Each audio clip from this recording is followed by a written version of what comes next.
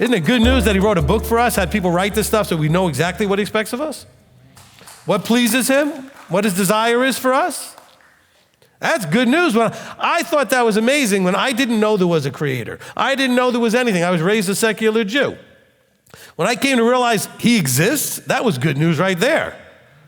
And that he's in charge and in control, that was really good news. And that he has an expectation for me, that was a little bit scary news.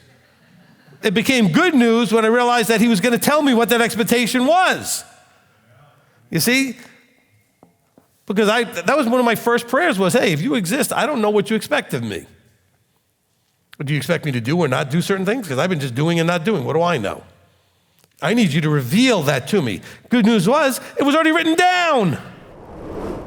He's talking about this good news. He's talking about this good news of peace. He's talking about the feet, etc. We're talking about all these things, and he brings into it Yeshua, which is why he is part, in a very, very huge and significant way, part of that good news. He says, my servant shall work wisely. Okay? Now, by the way, you could put you in that spot. See, my servant, anybody who serves him, works wisely, shall be exalted and lifted up very high, and many were astonished at you. You have any family members astonished at you? Any friends astonished at you? Okay? However, the disfigurement beyond any man's and his form beyond the sons of men. They look at you sometimes like you have 3 heads and whatever, right? I mean, they don't recognize you anymore. You don't look like everybody else anymore. So you can call that, in their eyes, a disfigurement. And they'll say things like, what's wrong with you? So the good news, again, has to do with you can still covenant and be pleasing in my sight. The good news is, yes, you're in punishment, but there is an exit strategy or plan in place if you would just implement it. Okay? It's like you're caught in this terrible place, okay, and there's no windows or whatever, you're like underground, like in some cavernous whatever, and someone showed up and hands you a map to get out. That doesn't do anything for you unless you actually walk and follow the map.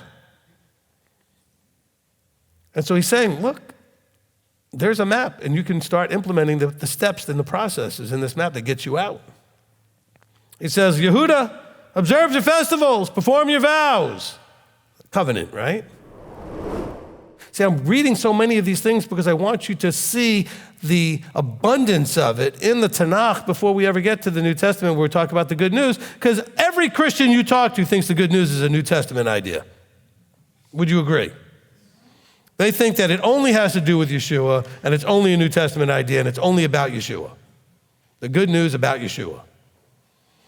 Well, there's a lot of verses about good news in the Tanakh.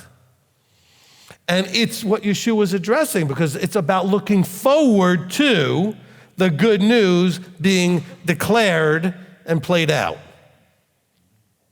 Okay? And when it talks about peace, it's not just peace among men, it's peace with you and him. And turning around and seeing his taught ones, he rebuked Kepha, saying, get behind me, adversary. I know it says Satan, but you know what? In Hebrew, it's adversary. And it's not necessarily that all of a sudden he was calling Peter the being we call Satan. He's saying, get behind me, you're being an adversary. Don't be an adversary to me. Because Satan in Hebrew means adversary, okay? For your thoughts are not those of Elohim, but those of men. Oh, so it's not even Satan, it's those of men.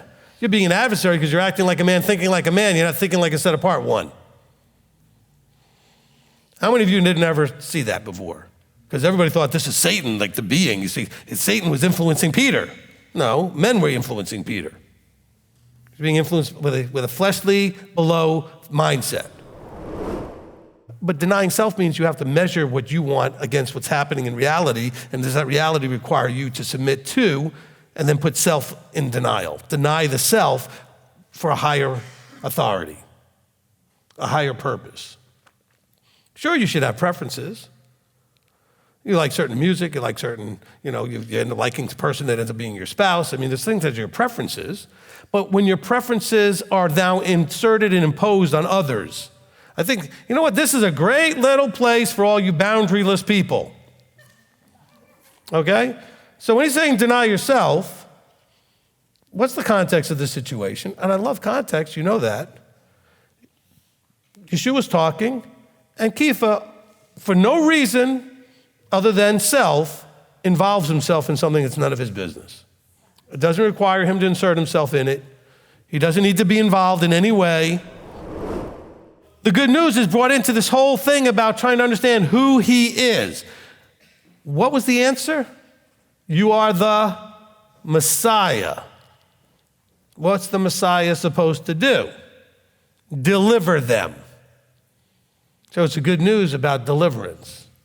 And deliverance is through Yeshua. But Yeshua is also the Word. He's also the Torah. He's also the light. He's also the light. In other words, it's through all of that that makes him the ultimate fulfillment of the idea of Mashiach. Right? Because there have been other messiahs along the way, in type, leading to him. Those situations delivered them out of physical death into physical life under such challenges, like Moses bringing them out of Egypt. He's going to lead to life eternal. If you, okay, because remember, you want to be like these apostles and say, we have left all and are following you. Anybody feel that way? Is that what you've done? You've left all? Okay, if you raise your hand, I don't want everyone to get a phone call of you whining about your family doesn't talk to you anymore and your sister doesn't like you anymore. Because see, that's what he's talking about here. He says, look, this is going to happen. Following me, you're going to lose houses, brothers, sisters, fathers, mothers, wives, children, lands, etc. But you're doing it because you're standing up for me and the good news. Okay. He says, but don't worry about that because you're going to receive 100-fold. A lot of you lost family members. Look at how many you got now. Okay?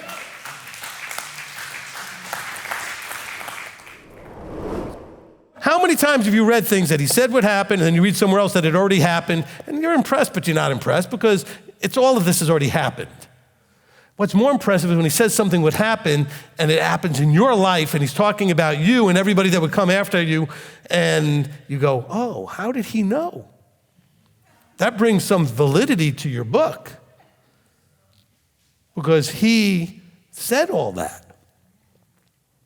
And then it happens in your life, you experience it, and you don't get excited about that. I'm not excited about it happening, but excited about because it happened and he said it.